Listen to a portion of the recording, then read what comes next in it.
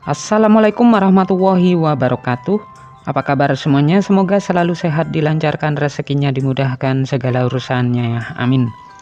Nah, di video kali ini saya akan berbagi informasi yaitu terkait jadwal pencairan bantuan PKH tahap 2 maupun BPNT tahap 2 tahun 2025.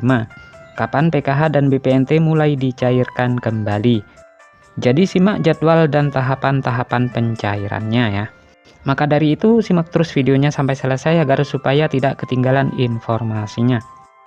Nah, program Keluarga Harapan atau PKH merupakan salah satu program unggulan pemerintah Indonesia yang bertujuan untuk mengurangi angka kemiskinan melalui bantuan sosial.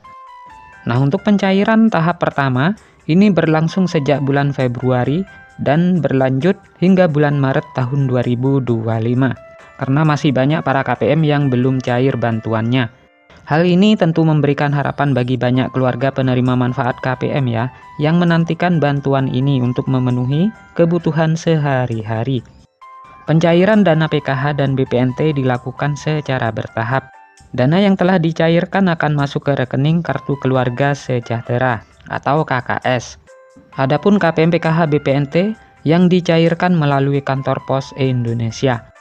Meskipun demikian, tidak semua KPM menerima dana secara bersamaan ya, karena beda daerah beda jadwal.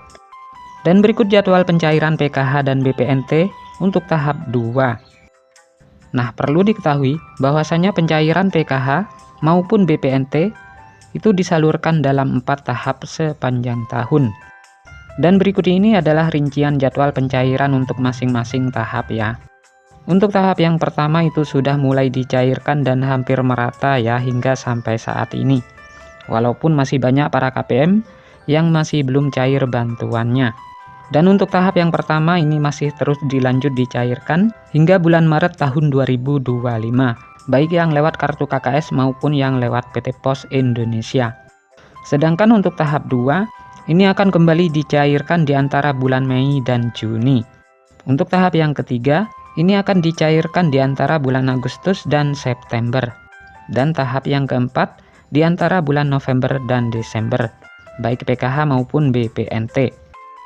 Nah, dengan adanya jadwal ini diharapkan KPM dapat mempersiapkan diri ya, dan mengatur keuangan mereka dengan lebih baik, terutama dalam menghadapi kebutuhan yang mungkin meningkat di setiap tahapan pencairan. Nah, sementara besaran bantuan PKH bervariasi ya, tergantung pada kategori penerima. Untuk ibu hamil, Rp750.000 per tahap, total 3 juta per tahun. Sedangkan anak usia dini umur 0 sampai dengan 6 tahun, Rp750.000 per tahap, total 3 juta per tahun. Untuk anak SD sederajat, Rp225.000 per tahap, total Rp900.000 per tahun. Untuk kategori lansia dan disabilitas, Rp600.000 per tahap. Nah, dengan adanya variasi besaran bantuan ini, pemerintah berharap dapat mencakup berbagai kebutuhan yang berbeda dari setiap kategori penerima, sehingga bantuan yang diberikan lebih tepat sasaran. Nah, jumlah penerima manfaat PKH tahun 2025, pemerintah menargetkan sebanyak 10 juta KPM sebagai penerima manfaat PKH tahun 2025. Target ini menunjukkan komitmen pemerintah dalam mengentaskan kemiskinan dan memberikan dukungan kepada masyarakat yang membutuhkan. Dengan jumlah penerima yang besar, diharapkan program ini dapat memberikan dampak positif yang signifikan terhadap perekonomian keluarga penerima. Bagi masyarakat yang ingin mengecek status penerima manfaat, kalian dapat mengunjungi situs resmi cekbansos.kemensos.go.id. Di situs tersebut, kalian dapat menemukan informasi terkait status penerimaan bantuan sosial, termasuk PKH dan BPNT. Nah, untuk mendapatkan informasi terbaru dan paling akurat, selalu pantau terus informasi resmi dari Kementerian Sosial. Dengan mengikuti perkembangan terbaru, KPM dapat lebih siap dalam memanfaatkan bantuan yang diberikan.